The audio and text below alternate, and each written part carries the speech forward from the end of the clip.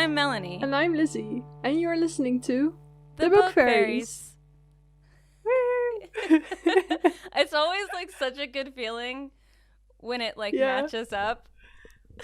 It's also like, what are you doing afterwards? I don't know. Yeah. we're always like, whoop whoop.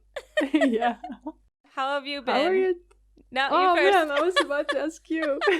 I'm good. I'm really busy. I've been super busy. I'm getting ready for an event, so I've just been painting and sculpting and sewing and awesome. A lot. That's cool though. Yeah. It's super exciting that you have an event coming up. Yeah, it'll be fun. I think. I'm hoping it will be. The shit I've seen of you, like, it's already looking super awesome. Your paintings and stuff. So no, it's the truth. It's like you're so talented and stuff, and I always love seeing what you make. Oh my gosh. So you're gonna make me gush, and then also like you're the same. Like your artwork and your writing, everything. Let's talking about the writing. Yeah. Oh, yeah. Sorry. Yeah. No, go ahead. No, it's okay. Okay. I know I started a Masquerade short story, but I also yesterday I started a little spooky story. Nice. Yeah, about someone who's being haunted. I already know the ending, so I'm gonna tell you off camera, but it's kind of like a really big spoiler, so I don't want to tell that. I love it. See, you've gotten so good at like writing short stories now. I feel like that's like I think that people don't understand the benefit of writing a short story. Like I didn't, for real. Like I was like, what's the point? But there are several points, right? One, you get to make characters impactful within a short amount of time, which is challenging. You don't have that time to like build them up for people to love them. So you got to find ways to do it automatically. Or you have to be like real quick. Yeah, with building the world. Yeah. And then the other thing is finding the like conflict and the resolution within a short amount of time as well. So in terms of writing, like that's really awesome. Yeah, it's kind of a challenge to get to the point real quick and to also make it make sense and stuff. Yeah. So I'm just kind of like trying to get that working. I'm really excited to continue with that one and also with the Masquerade one. I know. Then also the other one. Nice. I just have loads of works in progress. Now you're like me, dude. Now you're like me. But yeah, all in its own time, you know. So it's fun. Also, can we just comment on how beautiful your hair looks? Oh, cheers. Yeah, no, you're all done up for the spooky season, and I'm into it. I know you missed your green because like that's like I feel like that's like your soul color, but there's something so precious. Yeah, but I'm also really excited. Yeah. I don't feel complete without orange hair in autumn. Yeah. It just feels like meant to be. Yeah, no. To be orange in that season. Like, yeah. Yeah. Yeah, it's so cute on you too. Like it just fits you. Oh, that's lovely to say. You're looking awesome too today, but you're looking awesome always. So. No, yeah, my fiance said I look like a gamer today, so I'll take it. That's great, right? Yeah, I think. I mean, I don't know. There's something really exciting about talking about this particular book today, and I guess I'll touch on like my hair and the way I look today after the fact. Okay, awesome. But like last night, I was painting and sewing and listening to the rest of the Deep. So I am so pumped to talk about this right now. And my first question to you is, did you read the Deep? Oh, I was a terrible introduction, by the way. Yeah, so today we're talking about The Deep by River Solomon. Which is an amazing book. Yeah, it's a short book. I don't know, it was like 190 pages, I think. Yeah, it's pretty short. Yeah, and it's pretty awesome. So you listen to it? Yeah, I Was it? that's how I started it initially, which is Okay. weird because I started it and then I got busy and then you talked about reading it and I was like, that sounds hella familiar. And then like you showed me the cover and I was like, yeah, that's the one, man. It's so good. Oh, I totally forgot about it. And then this was the perfect time to get on it. Yeah, yeah. I'm really happy too because I remember first starting it and being really intrigued and I just love I will link where I listen to it for free. I'll link that in the show notes. Yeah. Get in the show notes and listen to this book because it's really awesome. Yeah. Yeah, I listened to it too, and then I read the last couple chapters, just because like I couldn't wait. I just wanted to finish it real bad. I'm glad I did because it's really awesome ending too. Yeah. But we're not gonna talk about that yet.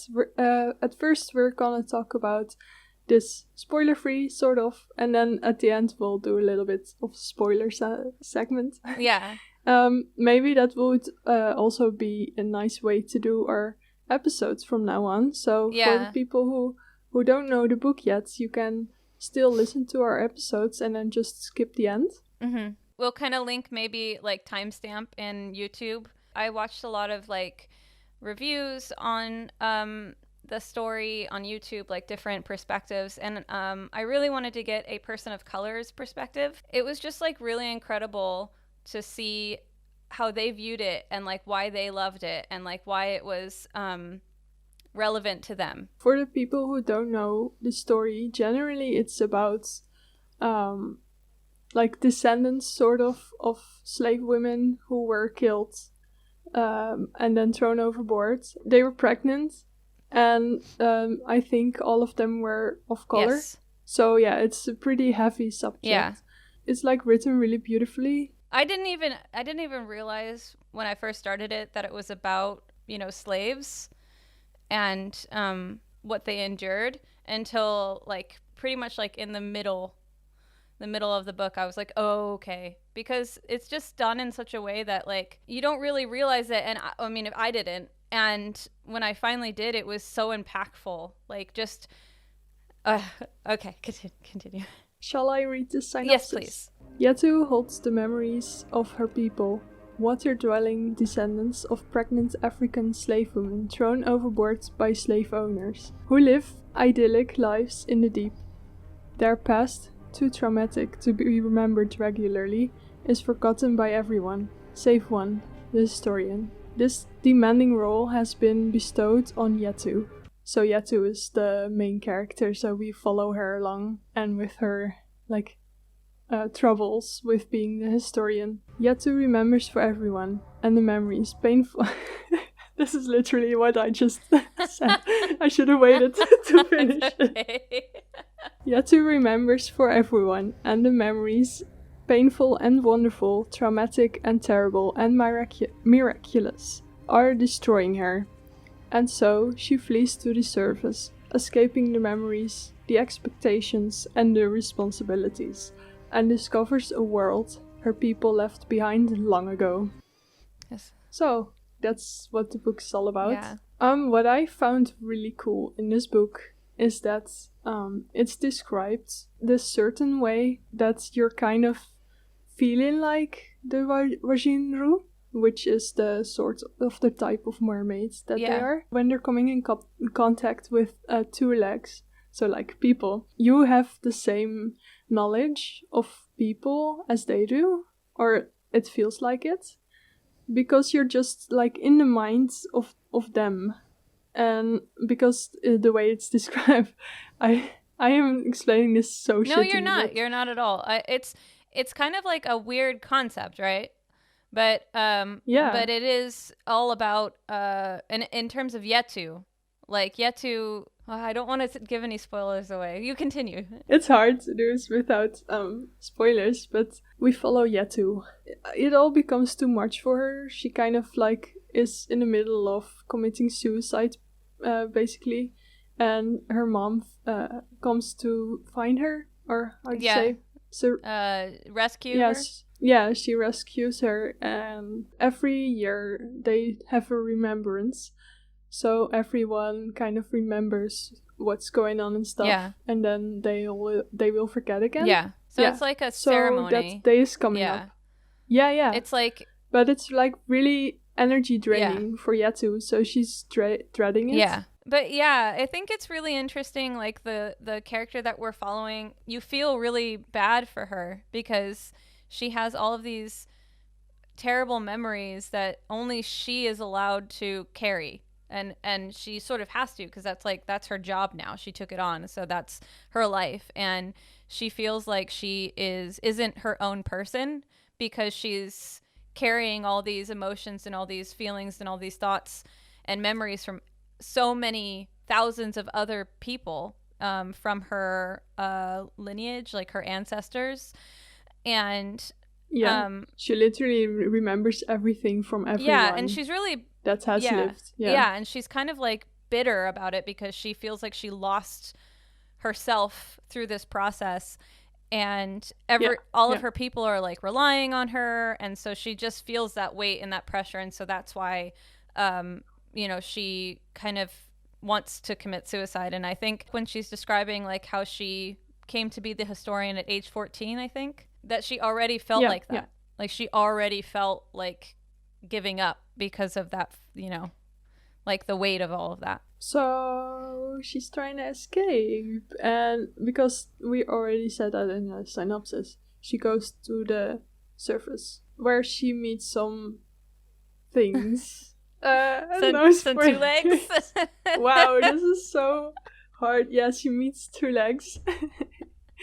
And yeah, so that's interesting. Well, not to give away too much, when she goes up to the surface and she meets two legs, I think that's like her journey to like figure out like who she is, and then it gives her like a new perspective on being the historian. That's the like... It's so hard to not go into spoilers, man. I know. But what I also find really interesting was that the Wajinru are sort of intersex. Yeah, they can choose. Bodily. Yeah.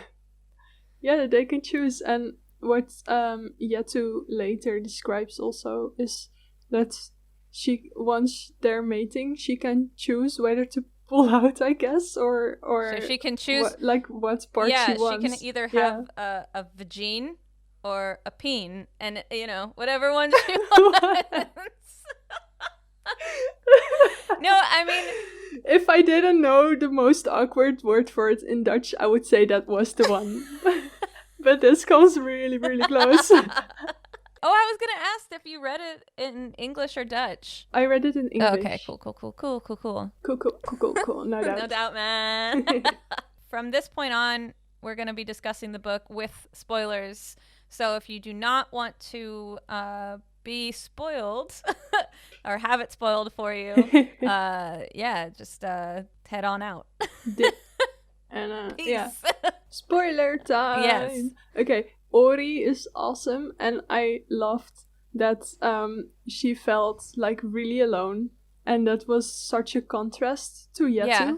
And I think she was also the one to make Yetu see things differently, what you were saying just now. So that's Ori is who Yetu meets when she goes up to the surface. So she doesn't meet her right away. Yeah, I was just going like right into it. No, away. I love that. Like honestly, I feel like the story really starts once Yetu meets Ori. Like that's for me when a story really starts. And the other thing about the book is it's Yetu and then an ancestor, and then Yetu, and then an ancestor. And so the book is laid out in basically mostly from Yetu's perspective or from Yetu's memories. Oh, yeah. It's really cool, and it makes a lot of sense.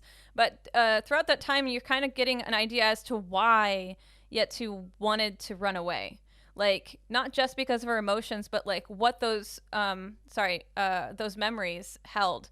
And then you get to actually read what those memories were. And some of them are just honestly heartbreaking. The one thing that especially stuck to me was the bit where I mean, it was written like we, but I think it was just one. Yes, yeah. And there's a reason for that too, but I'll get to that at the end. They are all alone, and they meet a two-leg who lives on this little island, and then they're sort of learning the language and stuff, and they start conversing and telling each other things and kind of getting this friendship.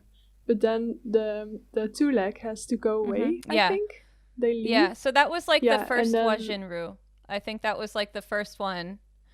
And then they, because it kind of describes how they didn't know anything, and then they started going up, and then that's how they kind of meet the two legs. Oh, yeah, and then later they meet they meet a whale who has lots of cubs in the like mouth. Pups. Yeah, like are similar. Pups. Yeah, pups. That babies. I just love the terminology in that too, because it's very like, while they were descendants of two legs, they're a whole other being on their own. They need each other, and so that one Rajinru, but they called themselves something else because of the woman that they met up on the surface. She used a term that meant weird fish or strange fish, and so he or she or it was the first of its kind, and so when it found those pups, it was like, oh my gosh, like that's what I am, like you look just like I do.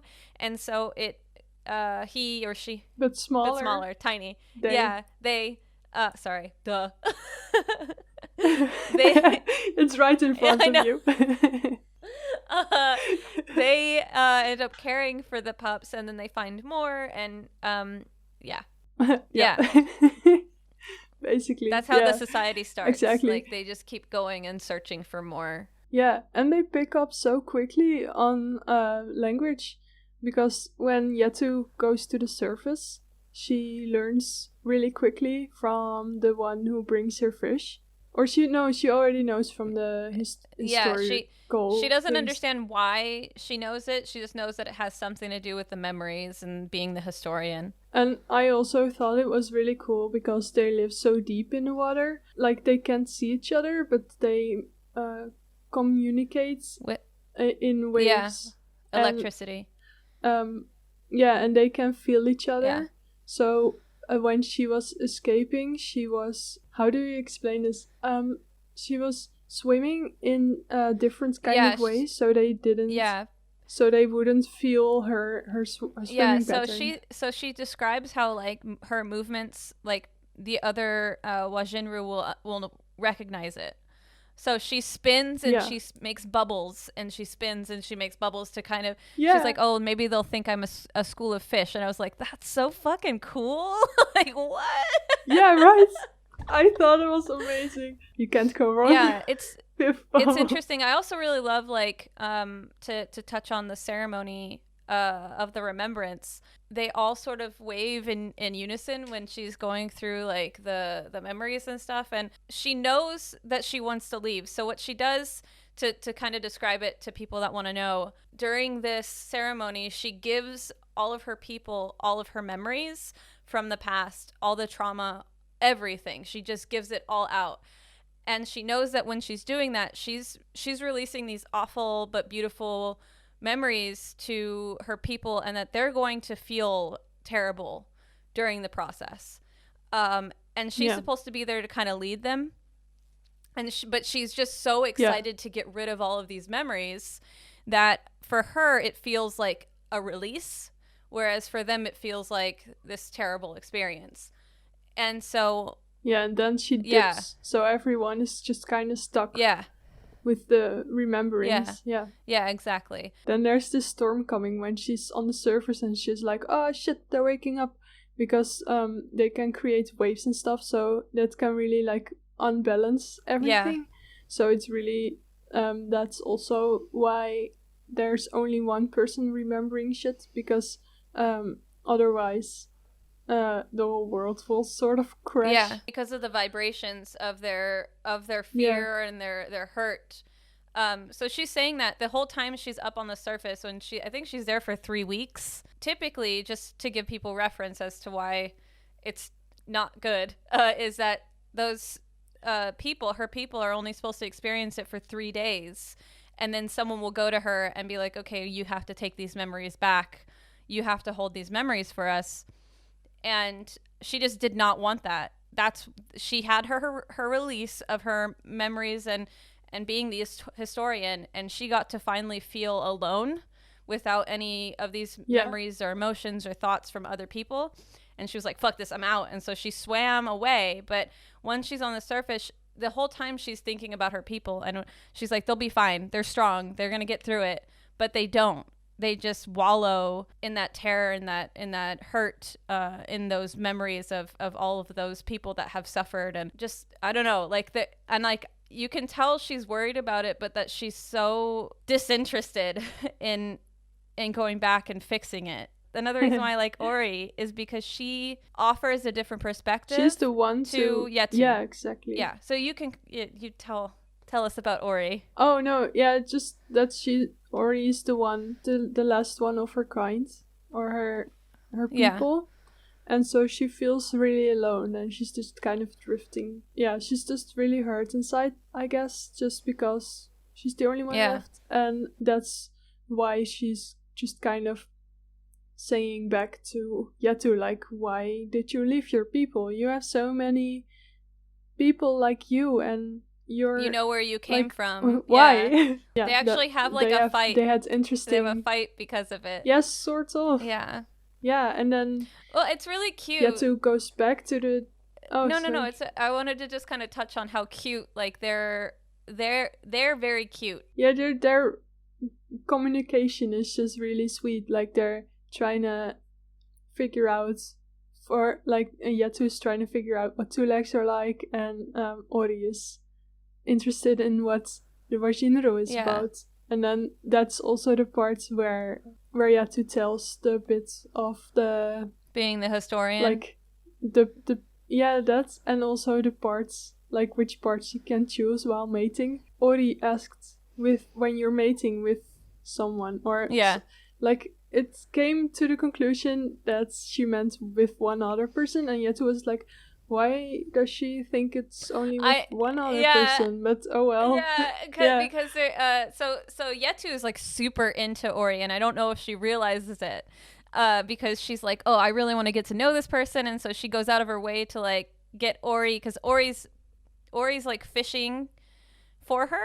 So she feeds her. Yeah, she's a fish supplier. So Yetu is like trying to make small talk with her, and Ori wants nothing to do with her. And then finally, when they start being friends, and she's in like a tide pool, and Ori's bathing, and so that's how they got into the discussion of like bodies and like sex and stuff. And because she noticed that Ori did not have hanging bits, and then other people did have that. So she was like, "Can you detach it or pull it out once you're busy?" Like something like that. Yeah. And she was like, "No, I don't have that." Yeah. And so she asked like Yetu, "Well, how is that with you then?" Like, well, we have both. We can choose. Do you not? Then? Yeah. And then they kind of have this like, do you wanna bang? And then they're like, yeah, but no. And then she was mad and left. Yeah. And then the whole like, sometimes it's up to like 5 people that bang. Like, one person. What are you talking about? I just love that. Yeah. What you mean? But she didn't say it. She just like thought about it in her head. Like maybe that's not common out here. Like, how does she know? Yeah. No, what? No, sorry. Look, I'm sure a lot of people like our banter, but my favorite thing about us is how we're constantly like, we're like stumbling over each other, and they're like, no, you, no. Oh. Or our constant complimenting each other is also hilarious to me. It's just like, let's just get married already. Other people are like, fucking hell, man. Just stop it. But what I was going to mention is that we talked a little bit earlier today about how this story was adapted or based off of a song. It was. Yeah. And in the song, it was actually a collaboration with, I think it was like a band or something. And the only rule was that they couldn't use I or me or anything that was like just singular. They had to use words that meant community or togetherness or, you know, multiple. And so that's where the we came from in some of those areas. Yeah. Oh, okay. Oh, wow. Yeah. Nice. So it's really interesting. If you do listen to the audio, they kind of describe that at the end of the book, like why certain things are the way they are. And oh my gosh, I forget his name, but the guy, I would look it up, but my phone is busy. What do you want to know the artist? Because that's Davy Dix. Yeah, I wrote it down. So I think he's also part of the band that wrote that song. Yeah, I think so. And his voice I is listened amazing. to it today. It's pretty. Yeah, it's pretty cool, and it was really fun to listen to it because it's like, whoa, this is just what the book is about. Yeah, dude, it's so good. So we can maybe we can just put in a little bit right here. Not too much because of copyright, but so you guys have a little bit of a feeling. Yeah. Yeah. Nightmare swim, but everybody heard that bloop. No, y'all coming for them. Y'all remember. So the best part is the ending. Let's be real. The ending is the best. Yep. When Ori and Yetu have that discussion in the tide pool about whether or not they want to bang, Ori says no, she can't for whatever reason, and then she says she's going to go to her homeland where all of her family they're deceased, but their graves are there, and she goes back and keeps it up. And she's like, well, I'm going to go. You could come with me. And Yetu's like, no, I don't want to go. I can't. I need to stay. And so Ori's like, you know what? You're making the choice to stay. Like, it's not that you have to. You're just making the choice to. She's like, you could leave if you wanted to. And then she left. And when Ori... Yeah, wasn't it kind of like, okay, well, fuck you then. Yeah. Bye. Yeah, exactly. Yeah. And then Yetu's sad. And then she goes back to her people. It's like a 3-hour swim to the yeah. deep. And I thought it was described really cool. And they were still in their trance, so she pulled them out of it and stuff. And all was good and dandy later. Oh no, they look so like but sunken it was in. a little bit. They look Oh yeah, they were starved. Yeah, for 3 weeks, no food, just like trauma. That's no fun, dude. No fun. Yeah, and then they came back. Or the mother, Yetu's mother was really more of understanding now because she had this little remembering. And if I remember correctly, they all did have a little piece. Yeah, now, so right? everyone took a part of it. So not everyone had one memory or all the memories. They all shared it as a community. Yeah, that was really cool. And then I think she told her mother, like, I found someone really special and I gotta go find her. And so she went back to the surface and searched for Ori, but couldn't find her for a while. Then when she was about to give up, she found her and Ori was like, holy fuck, you're here! And she jumped in the water and they were like, whoa. And so she shared a little bit of the memories with Ori. And that way they sunk into the water. So she was trying to teach her how to breathe while they were doing underwater. And because of that, she learned how she could breathe underwater, and that is when she took her to her people. So that was really cool. Like I imagine Yetu bringing Ori back to the deep and to meet everyone and stuff, and just to kind of live there. Although I don't know how it is with the pressure and stuff. Well, the way that Yetu said it was like, let's make a new thing. So I think once Ori went into the water, she started to sort of embrace the sea, because Yetu also says, oh, don't you know that the sea grants wishes? So I think it sort of implies that there is I'm not saying that there's magic in this book, but it does imply that, because there's another part in the book as well where first Wajinru finds a pregnant lady that had been thrown off board, that she was dead, but she was still pregnant. And they were like, hey, little baby, like, I'm here for you. I can take care of you. And the baby turned into a Wajinru in the womb. Wasn't it like something like they knew the woman was dead? Yeah. But they were like, okay, how do we get this out? And they started poking the belly button. The belly button. Like, is this a... This is a how do we hole. get it out over there? And I just thought that was really cute. Oh, dude, same. Yeah, but then they got kind of frightened because the head came from between the legs and stuff. So, and they were like, oh, okay. And then I don't know if it was then a Jinru or if it still was a human. Do you know? It came out with fins. Like, I remember thinking like, oh, so it must have changed in utero to prepare itself to come out. So, like, it just felt like there was a tiny little bit of like magic or the sea. I don't know. Oh yeah. Because without magic, I don't think you can breathe underwater, like how Ori did at the end.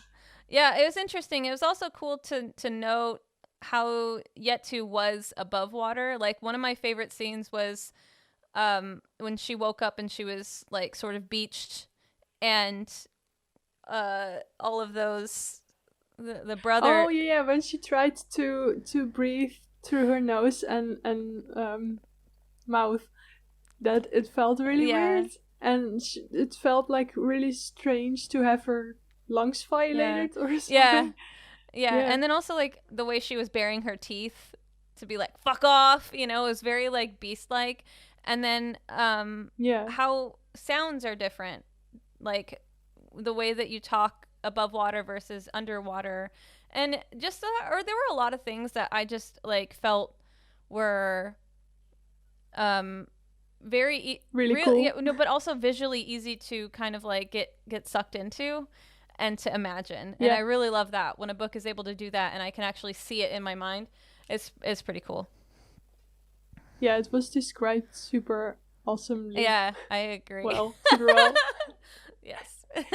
No, I definitely I enjoyed this book. It was such a good read just to like, or not a read, listen while I was doing my thing. So thanks for chatting with me about this book today, Liz.